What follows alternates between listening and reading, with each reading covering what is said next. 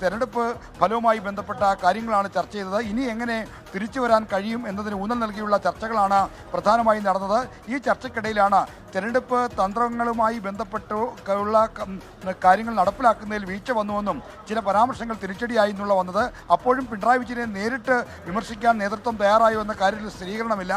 പിണറായി വിജയൻ്റെ അടക്കമുള്ള പരാമർശങ്ങൾ തിരിച്ചടിയായി എന്ന കാര്യം ചൂണ്ടിക്കാണിക്കുന്നു. പ്രത്യേകിച്ചും വെള്ളാപ്പള്ളി നടേശനെ തള്ളിപ്പറയാതിരുന്നത് വലിയ തോതിലുള്ള തിരിച്ചടി ഉണ്ടാക്കി. അത് ന്യൂനപക്ഷങ്ങൾക്കിടയിൽ തെറ്റിദ്ധാരണ ഉണ്ടാക്കി. ന്യൂനപക്ഷ വിഭാഗങ്ങൾ പൂർണ്ണമായും അകലാനുള്ള കാരണം വെള്ളാപ്പള്ളി നടേശനെ തള്ളിപ്പറയാതിരുന്നതാണ് എന്നതാണ് പ്രധാനമായും നേതാക്കൾ ചൂണ്ടിക്കാണിക്കുന്നത്. താഴെത്തട്ട് മുതലുള്ള എല്ലാ നേതാക്കളും ഒരുപോലെ പറയുന്നതാണ്. അത് സംസ്ഥാന നേതൃത്വത്തിലും ഇത് അലയടിച്ചിരിക്കുന്നു എന്നതാണ് ഏറ്റവും ശ്രദ്ധേയമായ കാര്യം.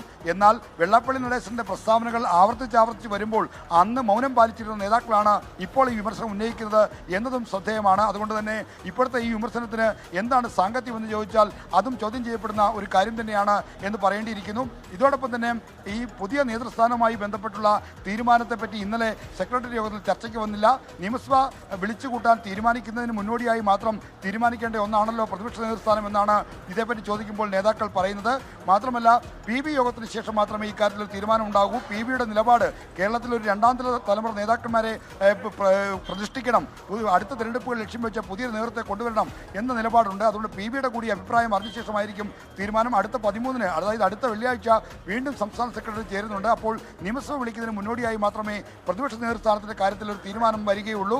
എന്തായാലും CPM-നകത്ത് തുറന്ന ചർച്ചകൾ ആരംഭിച്ചിരിക്കുന്നു. പിണറായി ലക്ഷ്യം വെച്ചുള്ള വിമർശനങ്ങൾ സംസ്ഥാന സെക്രട്ടറി തന്നെ ഈ പറയുന്ന നാടിനെ ഭിന്നിപ്പിക്കുന്ന രീതിയിലുള്ള, നാടിനെ ഡിവൈഡ് ചെയ്യുന്ന രീതിയിലുള്ള വെള്ളാപ്പള്ളി നടേശന്റെ പരാമർശങ്ങൾ വരുമ്പോഴൊക്കെ എല്ലാവരും ചൂണ്ടിക്കാണിച്ചതാണ് അത് CPM-ന് ചെയ്യാൻ പോകുന്ന ഗുണമല്ല, ദോഷമാണെന്ന് എല്ലാവരും ചൂണ്ടിക്കാട്ടിയതാണ്.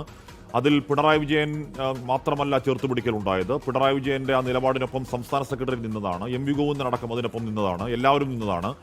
എന്നിട്ട് അത് തിരിച്ചടിയായി എന്നുള്ളത് യാഥാർത്ഥ്യമാണ്. ആ തിരിച്ചടിയായപ്പോൾ സംസ്ഥാന സെക്രട്ടേറിയറ്റ് കൂടി നിന്ന് പിണറായിക്കെതിരെ വിരൽ ചൂണ്ടുന്നതിനകത്തൊരു അഭംഗിയുണ്ട്.